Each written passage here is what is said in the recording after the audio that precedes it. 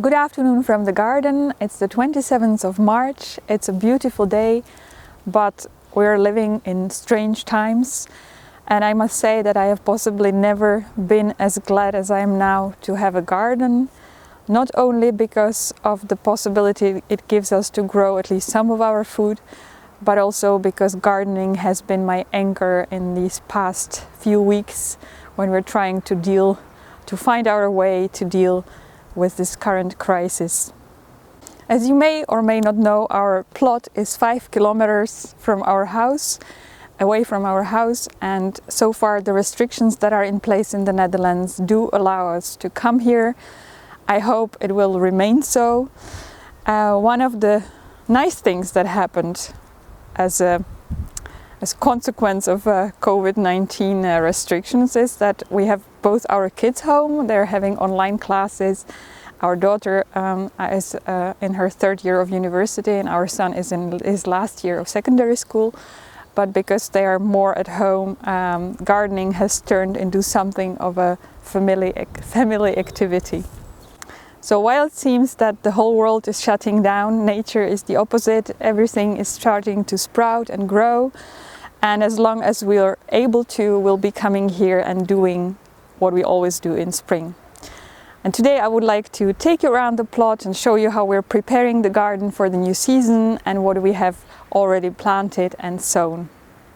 There are still some overwintered vegetables in the garden that we're harvesting. This bed is the bed where I grew my Italian polyculture, and the vegetables that are still here are the cavolo nero or the Tuscan kale and chard, and we're still picking that even though the cavolo nero or the Tuscan kale is beginning to flower, but the flower buds are delicious too, so we'll be eating those.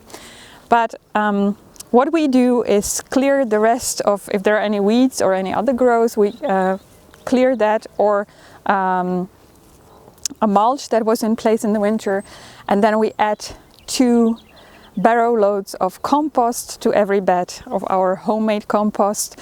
We have sift it first so you can see the structure is really nice, and we can sow directly into this. After we have added a layer of compost to a bed, but if we're not planning to immediately plant anything or sow anything, then it pays to cover it with some kind of mulch to prevent weeds from sprouting, because there are always weeds in homemade compost, at least in ours. I don't know whether maybe you're making perfect weed-free compost, but we're not. So to prevent that those start sprouting before you are able to sow anything, then it's a good idea to cover it with some kind of mulch. And what I've been doing here, we had lots of winter purslane which self-sowed in the beds, and I just kind of twist off the plants so that they will not regrow, and I use them as mulch on the beds. This bed is ready for planting of early potatoes, but because it's still quite cold, we have very cold nights, actually much colder than we had all winter. I am holding off with planting them, and I'm pre-sprouting them at home. But there are already something that we have planted. In this bed we have put in the trellis, our beloved trellis made following the tutorial by Patrick from 1 Yard Revolution, highly recommend it. Here we have planted sugar snap peas. We have 3 varieties: sugary, Amish snap and blush. And you can see they're growing. They're not.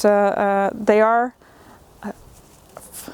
sufficiently hardy to survive the few degrees of frost that we're currently getting. In another bed we have planted broad beans. We're growing the variety Equadulce Claudia, and we have pre-sown, the same as with the sugar snap peas, we have pre-sown these in root trainers and planted them, and then covered them with insect netting to prevent them from frost. They're not completely happy, but they will survive. They'll be fine. So far we have not done a lot of direct sowing, but there's only one bed where we have sown anything, and that one too is covered with insect netting to protect the early sprouts.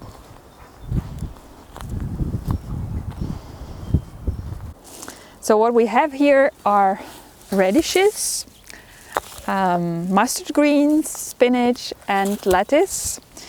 and I think we have sown them about a little less than 2 weeks ago. Yeah, it's less than 2 weeks ago, but you can see the radishes at least are sprouting, and also the mustard greens. This is probably purple, what is it called? Purple, I don't remember, but one of the 3 varieties that I have sown, and it has, you can see already the seedlings have a purple color.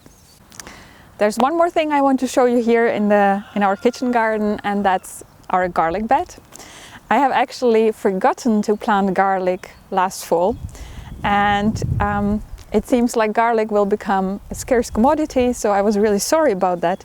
But then I found out that there was garlic sprouting in our greenhouse, because we grew garlic there in the previous season, and apparently we forgot to harvest about 3 of the bulbs. And then what happens if you don't harvest them is that every clove will start to sprout, and you get kind of a bunch of garlic sprouts close together. So what I did was dig them up, separate them, and then replant them here in this bed. They're still, I've only done it recently, so the plants have not really, they needed time to settle in the bed and start rooting, but I hope this will work. We'll see. I will keep you posted. So lastly, let me show you what we're up to in the greenhouse. If you watched our February greenhouse video, then you know that we're harvesting lots of stellates, and that's still true, but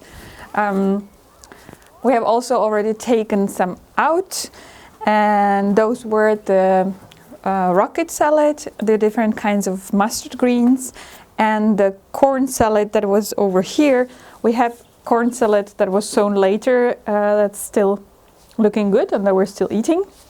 And also the all the lettuces, the hardy lettuces that we have here, they were picked. We picked them 2 days ago.